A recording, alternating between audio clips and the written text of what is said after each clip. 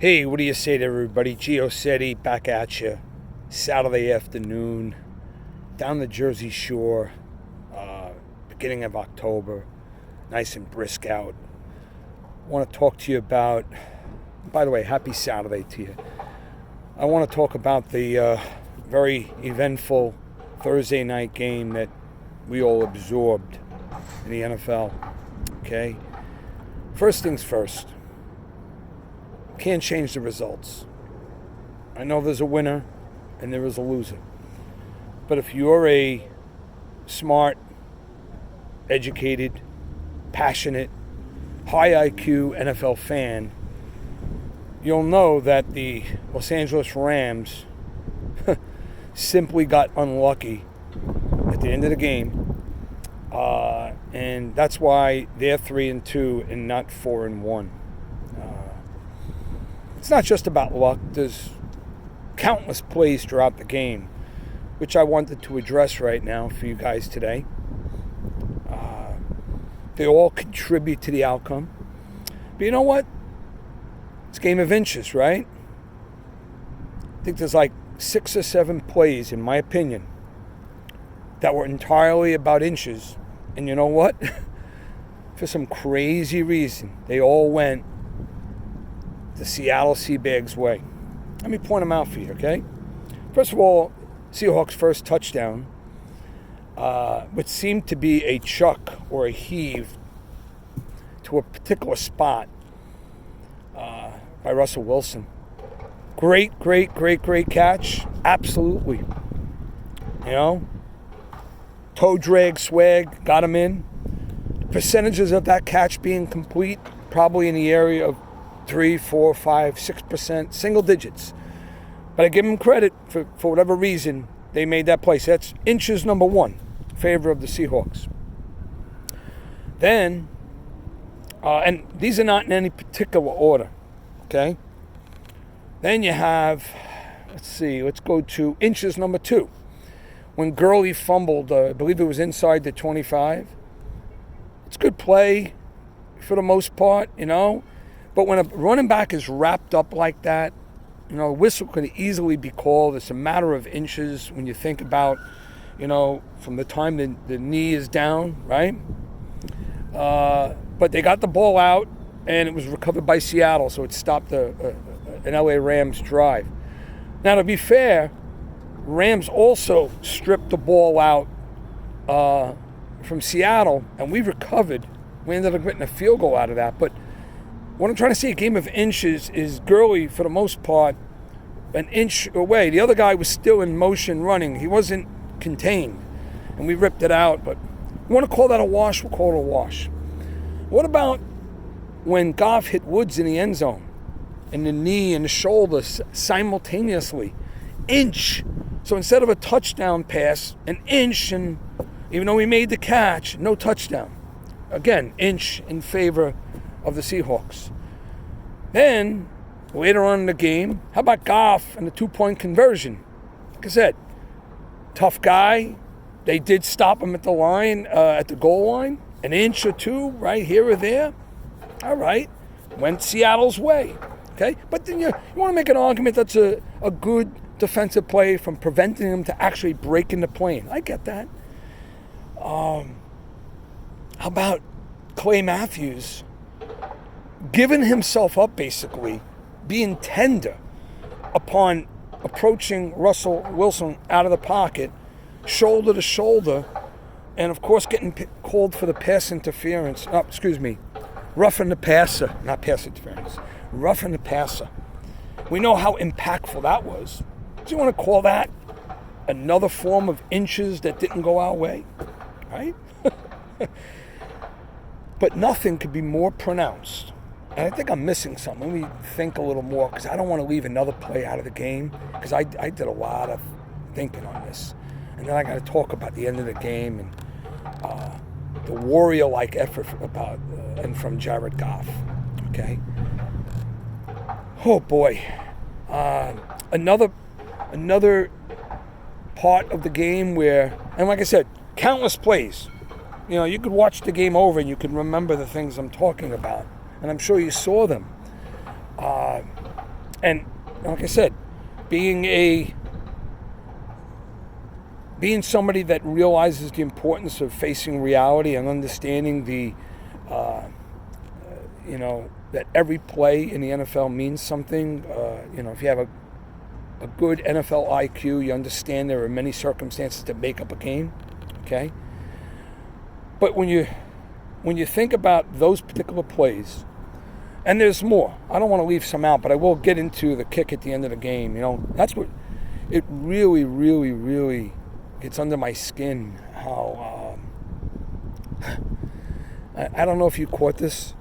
Did you see immediately after the game, when it became final, when the NFL Network went to the booth and, Colleen Wolfe, Michael Irvin, Joe Thomas, Steve Smith said that Greg the Leg's job would be in jeopardy.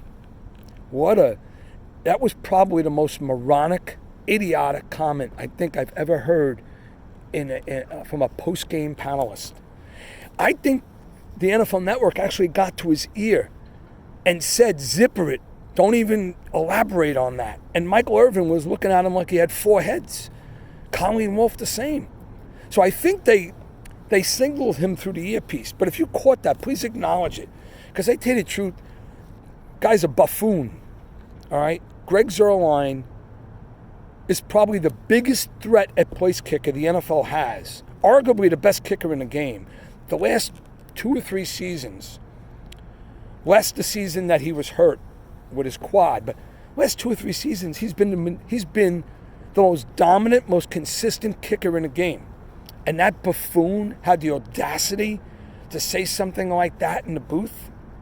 I don't know if you've caught it, but if someone caught it and have the ability to get that clip, please post it in the comments to this, because I got to look for it myself. All right? That's why the Rams should be 4-1, not 3-2. Okay? He is the best kicker in the NFL.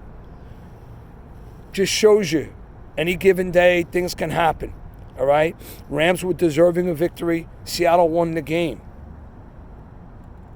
Anybody who has any degree of NFL IQ knows, okay, after all those plays and everything that happened in the game, right, on both sides of the ball, I was telling you, matter of inches, all those matter of inches plays went Seattle's way. Oh, I have another one. All right, I have a few more pertaining to the last couple drives. So, by the way, big pass on Greg Zuerlein. He makes that kick. He eats that kick for breakfast. Not even 9 out of 10. How about 49 out of 50 times? Check his career stats inside 44. Just ridiculous. And the guy is as clutch as can be. For Christ's sake, he put the Rams in the Super Bowl last year, hitting a 57-yard bomb that probably would have been good from 70. He hits the bomb. He's clutch, best kicker in the game.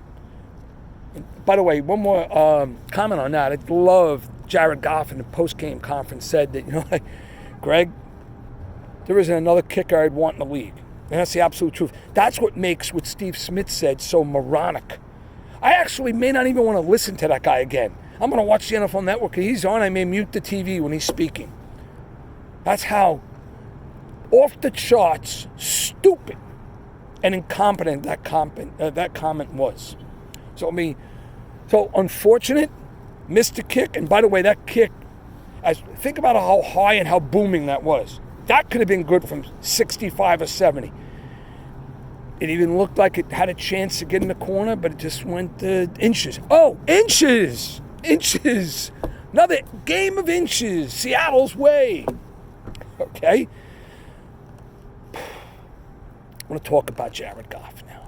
All right? And this ends right here. I consider myself I talk about NFL IQ. All right? I've been following the league for a very, very long time. I accept reality the way it is, not the way it was, nor how I want it to be. Okay? Jared Goff played a warrior-like game Thursday night. A warrior-like game. Okay? And Jared Goff right now, if you look at the 32 NFL teams, And we all know about Brady and Breeze and Aaron Rodgers. All right? The way I look at a quarterback, I look at quarterbacks with body of work, presence on the field, presence off the field, how they communicate, and all their raw talents.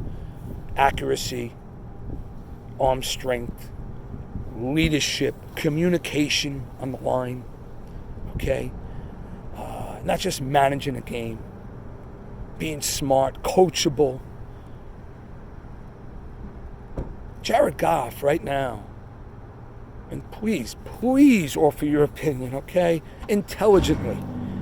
But 32 owners in the league, all right? With the exception of those three guys, who, by the way, are obviously at the end of their rope, have wonderful careers, first ballot Hall of Famers, especially Drew Brees and Tom Brady.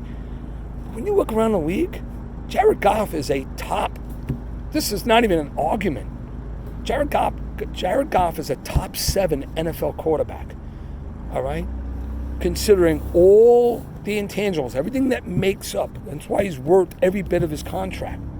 Smart, grounded, coachable, 6'4", incredibly accurate arm, poised, tough, leadership qualities, communicator, respected by his teammates.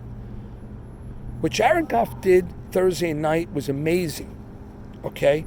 Not only did, and I want to talk about the entire game. Oh, another game of inches. I knew I missed something. How about Jared Goff hitting Everett right in the hands in stride? Right in the hands in stride. And Everett, who happens to have very good hands, he's got great mitts. He makes catches. And he hated himself. You could even see his body language after he dropped it. He couldn't believe it. Not only was that pass going to be continued on for about another 10 or 15 yards, and that's the first of the two-minute drills. That was 3rd and 10, folks, on the road, loudest stadium in the league. 3rd and 10. Goff makes a perfect pass. It was dropped by a guy who has good hands. And then, by game of inches, I knew there was more inches. He juggles it, and then an inch or two off the ground. Very Julian Edelman-like in the Super Bowl against Atlanta. Remember that? So it's intercepted. So a perfect pass on 3rd and 10 in the loudest stadium in the league goes in the books as an interception. That's why QBR and stats are for losers. It's bullshit. They want to look at stats. Oh, Goff turns the ball over, right? It's all coincidence. Every turnover has a story. If a quarterback gets hit from the blind side and he drops the ball, any quarterback could lose the ball, especially if he's chiseled down. It's not just Goff, it's everybody. All the greats. Goff is oh my God. So he gets the raw deal there. Then the Rams stop the Seahawks, force them to punt. We get the ball again on the 7-yard line. And Goff from the 7-yard line. Oh, by the way, another game of inches. We played the whole second half without Brandon Cooks. Brandon Cooks out of the game. So if Goff's got to do both those drives in the game without Cooks, without their deep threat. So he drives the Rams from the 7-yard line all the way down to inside the 30. Field goal position for the best kicker in the NFL. The most reliable clutch kicker in the NFL. And I love him. I would keep him on the team for 15 years. Nobody else in the league I'd want other than Greg Zuerlein, Greg the Leg. Just missed it. Seattle Seahawks, Seattle Seabags had a horseshoe up their ass to win this game. So in my mind, Rams are 4-1, 3-0 on the road. Not 3-2, 2-1 on the road. All right? That game will stay with them. Just circumstances. But you know what? For one thing, that game reinforced to anybody that has an NFL, any level of a positive or decent NFL IQ, is it reinforced that Jared Goff, it's not arguably, he is one of the best quarterbacks in the NFL. Matter of fact, there are 32 teams, 32 starting quarterbacks. I want comments right now. You tell me. All right? You You want to, seriously, how many would you rather have behind center? How many possesses? Remember, the way I evaluate things is overall talent, body of work. Goff outplayed Drew Brees in the NFC Championship game. He's already been to a Super Bowl. Goff's got better numbers, better performance, more wins than Peyton Manning had in his first 3 full seasons. How many quarterbacks would you want to have behind center in the NFL right now if you're a team owner? On every ticket, Goff's got to be top 7, top 8. Otherwise, I want to know who. All right? Remember those other guys? Ambassadors of the league, right? Peyton Manning's already retired. Brady and Drew Brees, I have a tremendous amount of respect for. They're going to retire eventually. Brady's the best quarterback in football. There's no doubt about that. I know Aaron Rodgers, his body of work and his capability. All the other guys, talk to me, all right? So stop this yapping, unnecessary bullshit about Jared Goff. Those last 2 drives, he did everything right under the most adverse conditions. The loudest stadium in the league, arguably, without his top receiver, his top deep threat. 2 drives down the field in the last 2 minutes and 40 seconds, and the Rams still lost the game. Guy with great hands drops a ball that's right there where he would have took another 10, 15 yards on 3rd and 10. Stops 1 drive, and then he get the ball at the 7-yard line, the noisiest, craziest stadium in the league. And what does he do? He drives them down the field without Cooks in the game, pinpoint passing, big-time throws, no running the ball, and then the best kicker in the NFL misses the winning kick by an inch. 1 inch. All those things that had to happen. Yeah, Seattle, congratulations, you won the game. Lucky bastards. If anybody with a decent IQ in the NFL or often doesn't look at that game and say they were lucky, yeah, did they do some things right? Yeah, they ran the ball for more effectively, consistently better than the Rams did. But even with them running the ball the way they did, even with those chucks, those big plays from Russell Wilson, they still were losing. They needed a roughing the passer call to go in their favor in the last, last 7 minutes of the game. They probably wouldn't even scored there to take the lead. But after they had the lead, not once but twice, the Rams went down the field, right down their throats, and it was Goff. It's the last I'm saying this, and if I hear anybody on TV, analysts, morons, other fans, put down Jared Goff, you know what? I'm just going to laugh. All right? Wish I could smack him a few. Jesus Christ, what does the guy need to get some respect? Just remember what I said. Perfect pass, 3rd and 10, late in the game, crazy loud stadium, puts it right in the guy's hands, and it gets charted as an interception. Is that justice? And then he drives the team down the field after that incident for the best kicker in the league, and the kick is missed. And you want to blame him? You want to say the Rams have issues being 3-2? Oh, they lost 2 straight? This is stupidity. And you know what? Mr. said he has no patience for 2 things: incompetence and ignorance. Okay? If you're going to follow the game, be smart. Understand the circumstances. Understand there are breaks. Yes, am I intelligent enough to know that if there are 75, 80 plays in the game, they all contribute? Absolutely. But the Rams were deserving of victory, and they just didn't get it. And Jared Goff is one of the best quarterbacks in the NFL. And you know what? If you were an owner right now and you had a choice, like I said, set aside those 3 guys. I know I'm being redundant. I'm admitting. I just want to inject this into your minds. You tell me and make an argument for it. All in. Not the guys that run around like a cockroach. That's not quarterbacking. Is it good to have legs? Goff is tough. He runs. He maneuvers in the pocket. I want my quarterback to be a passer. I want him to be a leader. I want him to be inspirational to his teammates. Oh, by the way, speaking of teammates, Cooper Kupp Cooper Kupp right now, going into Week 5 Sunday, I believe he leads the entire NFL in receptions and yardage. The entire NFL in receptions and yardage. When is he going to get some respect? You don't think Goff has something to do with that?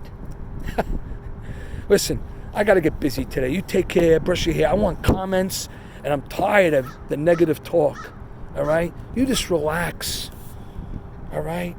Yeah, now we're going to have to play without Clay Matthews for a number of weeks. Broke his jaw, coincidentally. All right?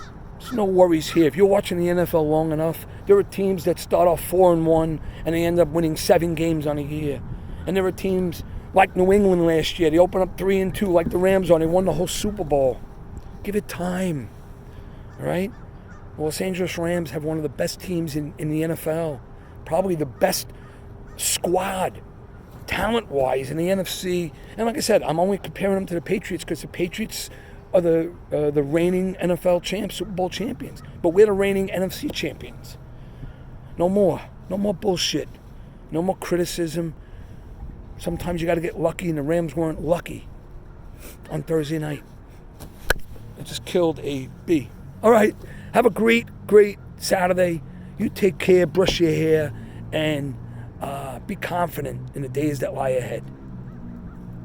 Oh, well.